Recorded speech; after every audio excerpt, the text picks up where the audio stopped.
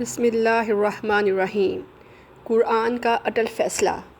قرآن کا اٹل فیصلہ کیا ہے کہ اللہ تعالیٰ شرک کو معاف نہیں کرے گا اور باقی جس کے چاہے گناہ معاف کر دے۔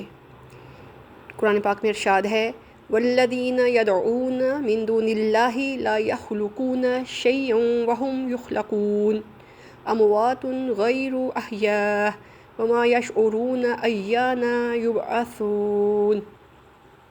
ترجمہ: اور لوگ جنہیں اللہ کے علاوہ پکارتے ہیں انہوں نے کوئی چیز پیدا نہیں کی بلکہ وہ خود مخلوق ہیں، مردے ہیں نہ کہ زندہ، انہیں تو یہ بھی نہیں معلوم کہ کب زندہ کر کے اٹھائے جائیں گے۔ اگر قبروں کو سجدہ کرنے کا حکم ہوتا تو سب سے زیادہ پہلا حق نبی کریم صلی اللہ علیہ وسلم کا ہوتا۔ رسول اللہ صلی اللہ علیہ وسلم نے بھی منع فرمایا اس بات سے۔ آپ صلی اللہ علیہ وآلہ وسلم کا ارشاد ہے، خبردار، تم سے پہلے لوگ اپنے انبیاء اور نیک لوگوں کی قبروں کو سجدہ گاہیں بنا لیا کرتے تھے، خبردار، تم قبروں کو سجدہ گاہیں نہ بنانا، میں تم کو اس سے روکتا ہوں۔ اللہ وحدہ لا شریک کو واحد ماننے کے بغیر چارہ ہی نہیں ہے کہ انسان جو ہے نا وہ بخشا جائے۔ اس کی بخشش اسی میں ہے کہ وہ اللہ تعالیٰ کو ایک مانے اور ہمیں توبہ کرنی چاہیے۔ قرآن پاک میں اللہ تعالیٰ کا ارشاد ہے ان تجتنبوا کبائر ما تنہون عنہ نکفر عنکم سیئاتکم وندخلکم مدخلا کریما۔ اگر تم ان بڑے گناہوں سے بچتے رہو گے جس سے تم کو منع کیا جاتا ہے تو ہم تمہارے چھوٹے گناہ دور کر دیں گے اور عزت و بزرگی کی جگہ داخل کر دیں گے۔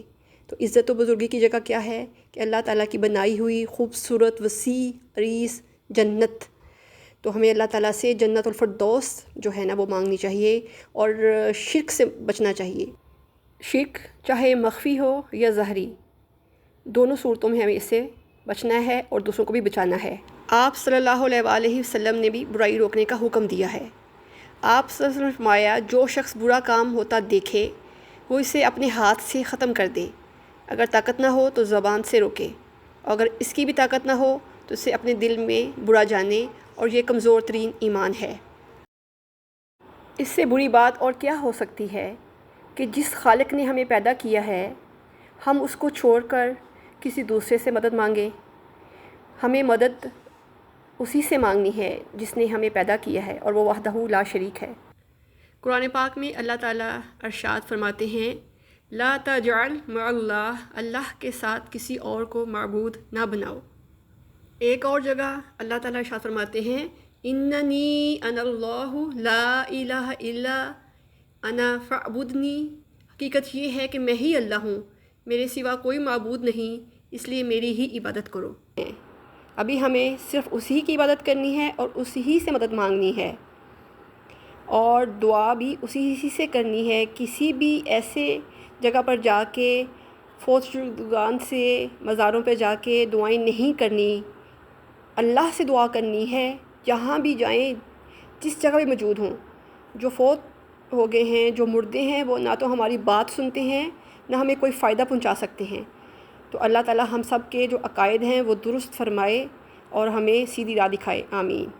اچھی بات آگے پہنچانا صدقہ جاریہ ہے، آپ سب بھی اس صدقے میں ضرور اپنا حصہ ڈالیں، اور اپنے آس پاس آپ کسی بھی ایسے شخص کو جانتے ہوں جو اس برائی میں مبتلا ہے تو آپ اس کو ضرور روکیں۔ ہاتھ سے نہیں روک سکتے تو زبان سے روکیں، اگر زبان سے بھی روکنے کی طاقت نہیں ہے تو دل میں ضرور برا جانیں، بے شک وہ آپ کا عزیز ہی کیوں نہ ہو۔